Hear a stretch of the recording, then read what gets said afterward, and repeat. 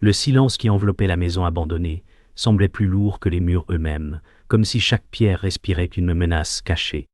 Sarah Moreau avançait lentement, ses pas résonnant sur les planches grinçantes, son souffle tremblant.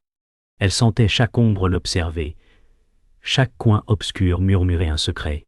L'eau qui gouttait dans la cuisine résonnait comme une horloge sinistre, marquant le temps de son intrusion. Une porte grinça derrière elle, et ses mains se crispèrent, son cœur battant à tout rompre. Puis, une voix s'éleva, fragile, mais glaciale. Sarah Moreau pensa qu'elle reconnaissait sa mère Laura Moreau, mais non, le timbre était distordu, presque inhumain. La voix siffla. « Agaba, tu n'aurais pas dû revenir ici. » Elle sut alors qu'elle n'était pas seule, et l'air devint plus froid, oppressant. Les murs semblaient respirer avec elle, et l'évidence tomba comme une vérité accablante. Quelque chose attendait dans cette maison, et ce n'était pas un souvenir, mais une présence ancienne et malveillante. Sarah Moreau sentit un poids invisible s'écraser sur sa poitrine alors qu'elle avançait dans le couloir. Chaque craquement du sol paraissait un avertissement. Les portraits fissurés sur les murs semblaient l'observer, leurs yeux vides suivant ses pas. Elle murmura « Yogwa, Laura Moreau. »« Mère, est-ce toi ?»« Yo », mais le silence répondit, glacial. Une odeur de bois humide et de moisissure se mêlait à l'air étouffant. Le souvenir de sa mère la hantait, et pourtant, quelque chose lui disait que ce n'était pas elle qui rôdait ici. La maison vibrait d'une énergie sombre, comme si ses murs attendaient ce moment depuis longtemps. Quoi ? Sarah Moreau pressa son manteau contre elle, luttant pour rester rationnelle, mais son instinct criait que la maison ne l'avait pas oubliée. Le vent s'engouffra par une fenêtre brisée, faisant claquer une porte au loin. Sarah Moreau sursauta, ses yeux cherchant désespérément une explication rationnelle. Elle tenta de calmer sa respiration, mais son cœur battait comme un tambour de guerre. La voix semblait toujours résonner, un écho faible, étouffé, comme si la maison murmurait à travers les murs. Les souvenirs d'enfance remontaient, ses rires passaient dans ce même couloir, remplacés maintenant par une terreur glacée. Elle chuchota à nouveau, « Ego Laura Moreau, dis-moi que ce n'est pas toi. » Mais la réponse fut seulement le silence, plus lourd encore. Les escaliers grinçaient sous son poids, tandis que Sarah Moreau montait lentement, ses jambes lourdes de peur. La lumière de la lune glissait entre les planches cassées, dessinant des ombres mouvantes qui semblaient se tendre vers elle. Chaque pas résonnait comme une menace, et les murs vibraient presque sous sa main. Elle se souvenait de ses marches lorsqu'elle était enfant, riant avec Laura Moreau, mais cette fois l'escalier menait vers quelque chose d'inconnu. Elle pensa fuir, mais ses jambes la portaient inexorablement vers le haut. Le silence de la maison n'était plus vide, il était habité. Arrivée au palier, Sarah Moreau s'arrêta, paralysée.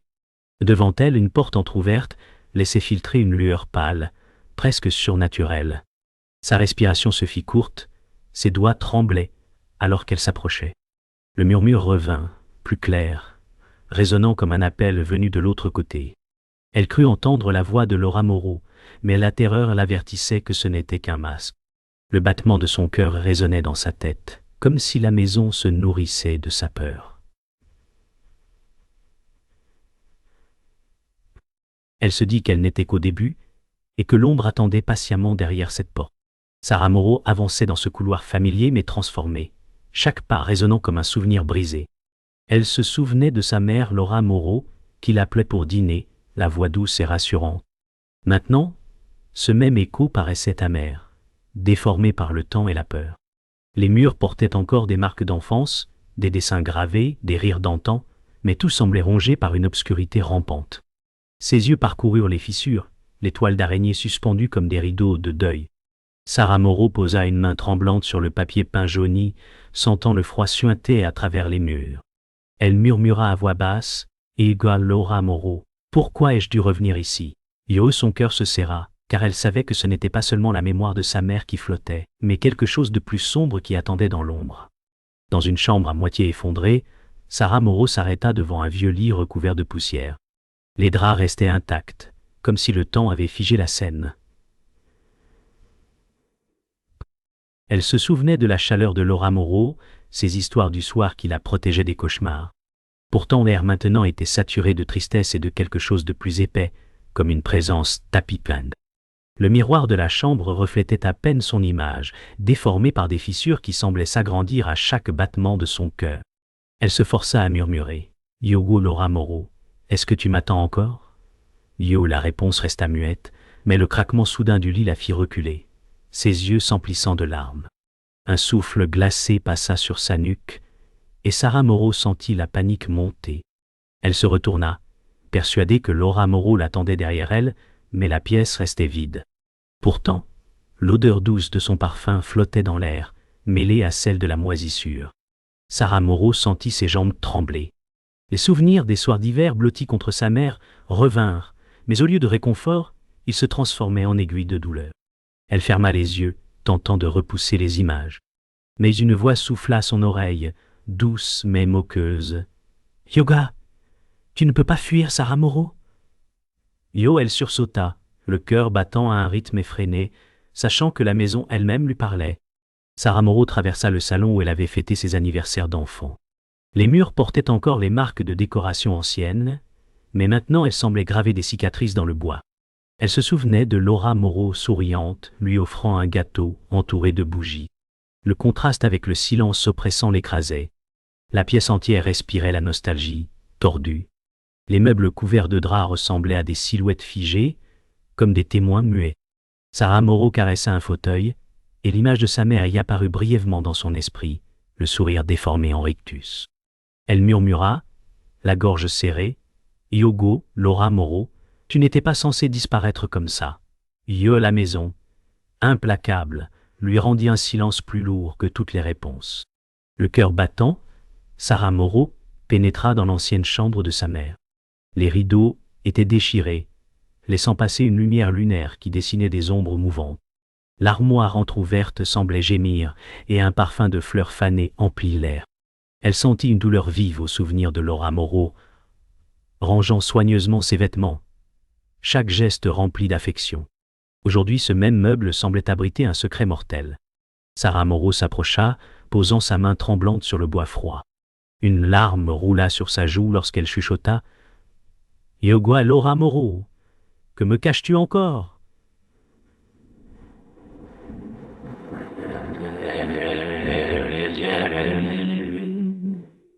Yo, un souffle glacé fit claquer la porte de l'armoire, et elle recula, le corps secoué d'effroi. La nuit avançait et Sarah Moreau entendait de plus en plus de bruits étranges. Les ampoules vacillaient, projetant des éclats de lumière tremblotantes, comme si la maison respirait. Elle sentait une présence invisible, tapie dans chaque recoin. Le murmure revint, mais cette fois, il portait son nom. Ogo Sarah Moreau, soufflait la voix, étirant chaque syllabe comme un cri lointain. Elle sentit ses jambes céder, mais elle se força à tenir debout. Les souvenirs de Laura Moreau résonnaient dans sa tête, brouillant réalité et mémoire. Était-ce un écho de sa mère ou la voix d'autre chose? Ses yeux fixèrent une ombre mouvante dans le couloir, et son cœur s'emballa, frappant sa poitrine comme un tambour de guerre. Elle comprit que fuir était inutile, car la maison l'appelait. Dans la salle à manger, les chaises semblaient s'être déplacées seules, formant un cercle étrange autour de la table poussiéreuse. Sarah Moreau s'arrêta net, son souffle suspendu. Une voix basse s'éleva, répétant les mots de Laura Moreau comme si sa mère était encore vivante. « Ogé, tu n'es jamais partie, Sarah Moreau, susurra l'écho. Elle trembla de toutes ses forces, ses doigts crispés sur le dossier d'une chaise pimpernée. Les ombres des meubles se tordaient contre les murs, animées d'une vie malsaine. La pièce entière vibrait d'un malaise croissant, comme si les murs retenaient une vérité insoutenable. Sarah Moreau ferma les yeux un instant, tentant d'échapper à la folie, mais l'écho poursuivit, inlassable, chuchotant son nom avec une tendresse déformée. Un souffle glacial parcourut la nuque de Sarah Moreau, la faisant frissonner violemment. Elle se retourna et crut voir une silhouette assise dans un fauteuil, mais lorsque ses yeux se fixèrent, il n'y avait rien. Pourtant, le bois craqua, comme si quelqu'un s'était relevé. Le cœur battant, elle avança à pas lents, refusant de céder totalement à la panique. Une odeur de cire brûlée emplit l'air, familière, rappelant les bougies que Laura Moreau allumait autrefois. Elle murmura d'une voix cassée, « Ago Laura Moreau ?»« Si c'est toi, donne-moi un signe. » Yo, mais ce qui répondit fut un ricanement étouffé, se répercutant dans les murs comme un écho déformé. Les larmes aux yeux, Sarah Moreau recula, incapable de distinguer le réel de l'illusion. La maison paraissait changer autour d'elle. Sarah Moreau entra dans un couloir qu'elle croyait connaître, mais il s'étirait maintenant comme un tunnel infini. Les murs pulsaient, vibrant comme un cœur monstrueux. Point. Elle sentit ses jambes s'alourdir, chaque pas devenant plus difficile. Le couloir s'emplissait d'un chœur de murmures, tous murmurant son nom, encore et encore. Des voix qui imitaient Laura Moreau, mais qui n'avaient rien d'humain. Sarah Moreau s'arrêta, le souffle coupé, ses yeux fixant l'extrémité du couloir où une silhouette sombre se tenait immobile. Elle tendit la main, mais son corps refusait d'avancer davantage. Le sentiment d'être observée devint insupportable, et elle comprit que la maison cherchait à la piéger dans ses propres souvenirs. Sarah Moreau poussa une porte et pénétra dans une pièce qu'elle ne reconnaissait pas. Les murs étaient couverts d'étranges symboles griffonnés, comme si quelqu'un avait tenté de sceller quelque chose. Au centre, une chaise brisée semblait abandonnée. Elle entendit des pas derrière elle, lents, réguliers, et sa gorge se serra. Elle osa demander, « Égua Laura Moreau, es-tu enfermée ici ?» Yo, mais la réponse fut un cri aigu, résonnant dans les murs comme une lame. Le souffle de Sarah Moreau se coupa, ses mains se plaquèrent contre ses oreilles. Elle savait alors que ce n'était pas un souvenir, ni même un fantôme. C'était une présence vivante, une entité qui grandissait, se nourrissant de sa peur.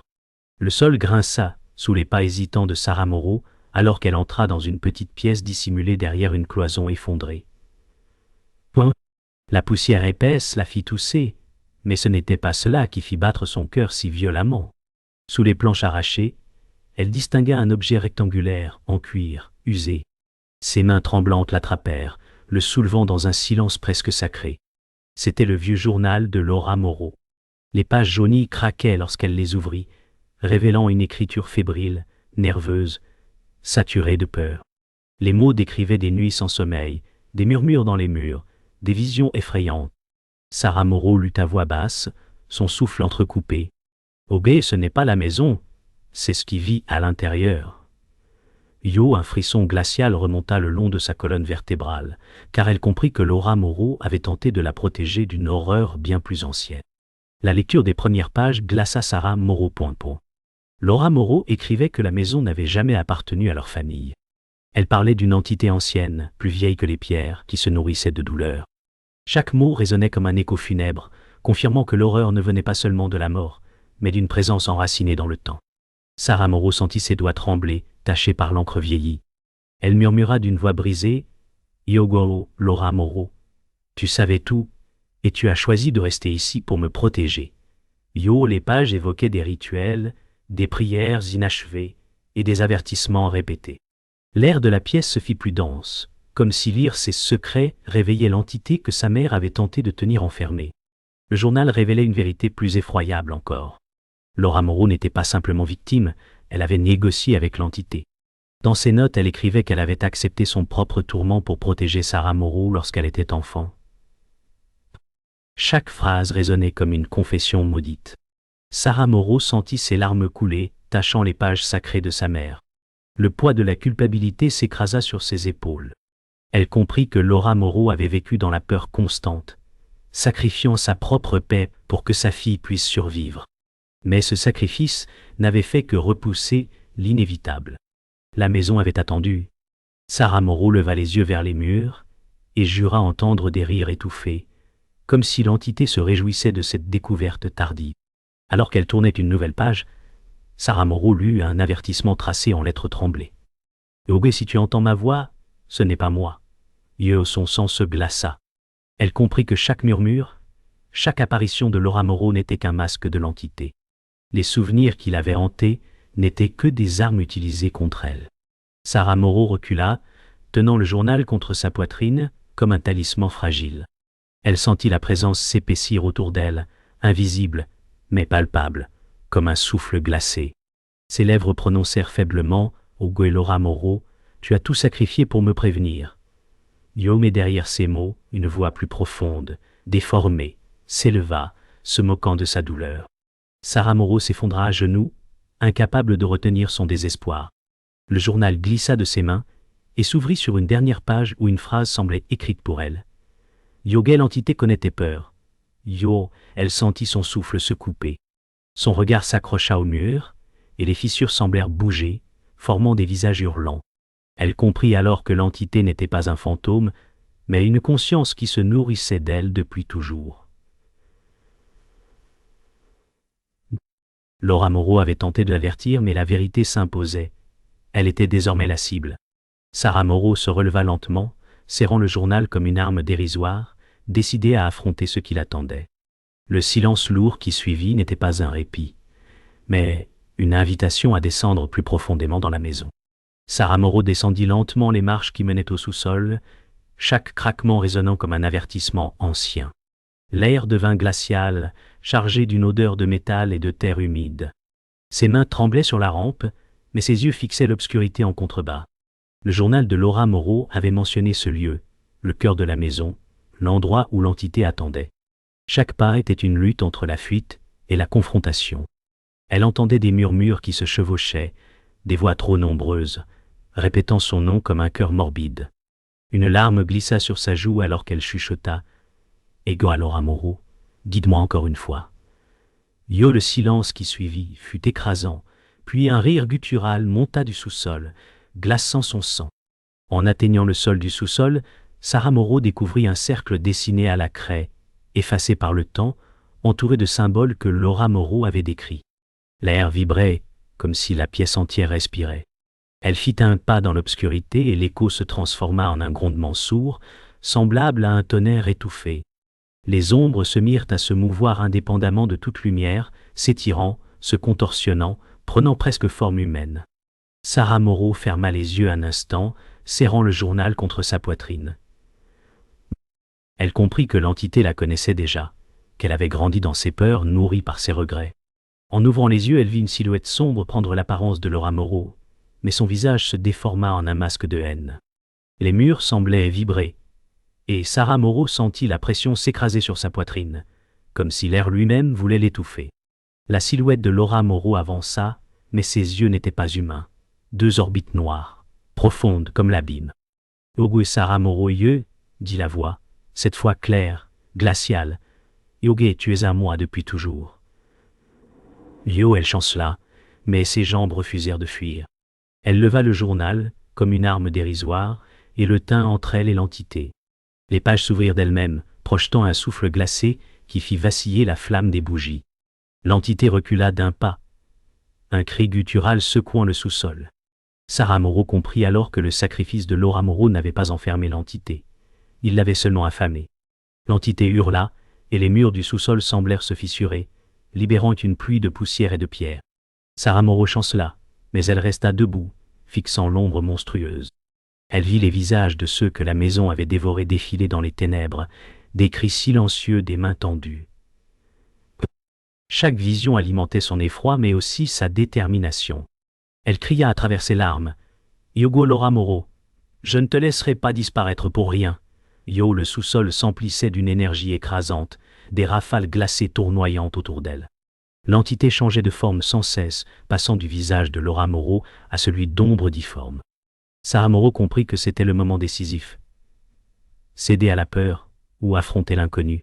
Sarah Moreau leva le journal au-dessus de sa tête, et les pages s'illuminèrent d'une lumière blanche qui ne provenait pas de ce monde. L'entité poussa un cri déchirant, son corps d'ombre se disloquant, ses murmures se transformant en hurlements. Les flammes des bougies s'éteignirent tout en même temps, plongeant le sous-sol dans une obscurité totale. Mais au milieu de cette obscurité, Sarah Moreau tenait toujours debout, son regard fixé sur le néant qui s'effondrait devant elle. Elle sentit une dernière fois la présence de Laura Moreau, douce, murmurant un adieu qu'elle seule pouvait entendre. Puis le silence tomba, lourd, infini, comme si la maison avait retenu son souffle. Sarah Moreau ne savait pas si elle avait vaincu ou simplement libéré quelque chose de pire. Sarah Moreau émergea du sous-sol, haletante, ses mains encore crispées autour du journal. L'aube commençait à se lever, projetant une lumière pâle à travers les fenêtres brisées. Chaque rayon dissipait un peu de l'ombre, mais le froid restait ancré dans sa peau. Ses jambes tremblaient à chaque pas. Pourtant elle avança, le souffle court. Elle croyait avoir brisé le lien, enfermé l'entité, Mais une voix en elle murmurait encore, faible, insistante comme point. En quittant la maison, elle sentit son cœur s'alléger un instant, puis s'alourdir aussitôt, comme si une partie de l'ombre l'avait suivie. « Oh Guelora Moro, je » murmura-t-elle, les yeux noyés de larmes, espérant que le sacrifice avait eu un sens. Dans le jardin envahi par les ronces, Sarah Moreau s'arrêta un instant, levant les yeux vers le ciel coloré de l'aube. Le silence paraissait presque apaisant, mais son cœur refusait de se calmer. Ses mains tremblaient encore, tachées de poussière et d'encre. Elle se souvint de Laura Moreau, son sourire fragile, ses mots protecteurs. Une chaleur brève traversa son esprit, mais l'ombre de la voix moqueuse revint aussitôt. Elle savait que la maison n'était pas le seul piège. Ce qui se cachait à l'intérieur avait glissé en elle, s'insinuant dans ses souvenirs. Elle toucha son front, sentant une douleur sourde, et se demanda si elle avait vraiment survécu ou simplement changé de prison. Sarah Moreau s'adossa contre un vieux mur de pierre, reprenant difficilement son souffle. Ses yeux fixèrent ses mains couvertes de poussière, puis l'ombre qui semblait vibrer à leur contour. Elle pensa un instant à Laura Moreau, cherchant réconfort dans son souvenir. Mais l'image de sa mère se transforma aussitôt en spectre, un sourire figé, cruel. « Orgue, tu es à moi, aïeux !» entendit-elle dans son esprit, et elle recula, secouée. Pourtant, tout autour d'elle, le monde reprenait vie, le chant des oiseaux, le vent léger. Le contraste entre la lumière de l'aube et l'obscurité qui persistait en elle devint insupportable. Elle comprit que sa lutte ne faisait que commencer. Les pas de Sarah Moreau la conduisirent vers la route, où sa voiture attendait toujours, couverte de rosée. Elle hésita, les clés froides dans sa main. Le silence du paysage contrastait avec le tumulte intérieur. Chaque battement de son cœur résonnait comme un rappel que l'entité n'avait pas disparu. Elle se souvenait des avertissements de Laura Moreau, écrits dans les dernières pages. « Yogé, elle vivra en toi si tu la regardes trop longtemps. » Sarah Moreau se regarda dans le rétroviseur, et ses yeux lui semblèrent différents, plus sombres, plus lourds. Elle détourna le regard aussitôt, refusant de croire à ce qu'elle venait d'apercevoir. Mais le doute, désormais, ne la quitterait jamais. Sarah Moreau monta dans la voiture, ses mains serrant le volant avec une force désespérée. Le moteur rugit faiblement, mais ce n'était pas le bruit mécanique qui la troubla. C'était le chuchotement venu de l'arrière. Elle osa jeter un regard dans le rétroviseur. Son souffle se coupa lorsqu'elle aperçut une ombre mouvante, indistincte, mais étrangement familière. Elle pensa au visage de Laura Moreau, figé dans la douleur, et des larmes emplirent ses yeux. La voix moqueuse s'éleva. « Et tu n'as rien brisé, Sarah Moreau. Tu m'as seulement ouvert la porte. » Le froid envahit l'habitacle, et Sarah Moreau comprit que l'horreur avait quitté la maison pour s'installer en elle. Sarah Moreau resta immobile dans sa voiture, le moteur ronronnant faiblement, mais le silence autour semblait absorber tout son bruit. Ses yeux fixaient la route devant elle, pourtant son esprit refusait d'avancer. Le souvenir du sous-sol, des cris et de la lumière arrachée aux pages, la poursuivait encore. Elle posa ses mains sur le volant, mais elle tremblait si fort qu'elle dut les serrer de toutes ses forces. Une brise glacée traversa l'habitacle, sans aucune fenêtre ouverte. Elle murmura faiblement, « Oh Laura Moreau, laisse-moi partir Uyeux », espérant une réponse, même si elle savait que ce ne serait pas celle de sa mère. Dans le rétroviseur, l'ombre s'allongea imperceptiblement, comme si quelqu'un s'asseyait à l'arrière. Le souffle de Sarah Moreau s'accéléra, chaque inspiration se heurtant à la peur qui gonflait dans sa poitrine. Elle osa un regard dans le miroir central, et ses yeux rencontrèrent un visage flou derrière elle. La silhouette de Laura Moreau apparut, mais ses traits étaient déformés, figés dans une expression de douleur éternelle. Le cri resta coincé dans sa gorge, remplacé par une larme brûlante. La voix résonna, froide, ironique. « Yoga Sarah Moreau, tu n'as jamais quitté la maison. » Elle serra le volant si fort que ses jointures blanchirent, incapable de détourner le regard. Le monde extérieur semblait s'éloigner, avalé par l'ombre qui prenait toute la place dans l'habitacle. Un rire glacial éclata soudain, remplissant l'habitacle comme une présence tangible. Sarah Moreau ferma les yeux une seconde, espérant que l'image disparaîtrait, mais le son s'enfonça dans ses pensées. Les vitres se couvrirent de buée, et sur la vitre passager, une main spectrale s'imprima de l'intérieur. Son souffle se fit court, chaque battement de cœur résonnant dans ses oreilles. Elle cria à travers ses larmes. « Yogo Loramoro, je ne suis pas toi. » Yo, mais la voix répliqua immédiatement, moqueuse. « Yoga, tu n'es que mon écho. » Yo. Elle comprit alors que l'ombre ne cherchait pas seulement à l'effrayer, mais à l'habiter complètement. La respiration de Saramoro se bloqua lorsqu'elle sentit une main glaciale se poser sur son épaule. Elle n'osa pas se retourner, ses yeux fixés sur la route vide devant elle. Chaque fibre de son corps criait de fuir, mais ses muscles restaient figés. La voix derrière elle se fit plus douce, presque affectueuse, mais chaque mot dégoulinait de malveillance. « Yogo Saramoro, tu m'appartiens désormais. » Yo, elle ferma les yeux un instant, et dans cette obscurité fragile, elle crut sentir le parfum de Loramoro, celui des fleurs fanées.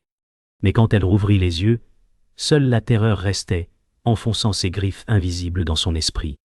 Un silence brutal tomba, lourd, presque irréel. Saramoro tenta de tourner la clé de contact, mais la voiture resta muette. Dans le rétroviseur, le visage de Loramoro se fixa, figé dans un cri éternel. La voix résonna une dernière fois, glaciale, moqueuse, et « Saramoro, tu ne peux pas m'échapper. » Yo, le froid envahit ses veines, ses doigts se crispant sur le volant. Puis, tout bascula dans un silence surnaturel. La route, la maison, le monde entier semblèrent disparaître. Elle comprit dans une ultime étincelle de lucidité que ce n'était pas une fin mais un commencement, et que l'ombre vivrait désormais avec elle.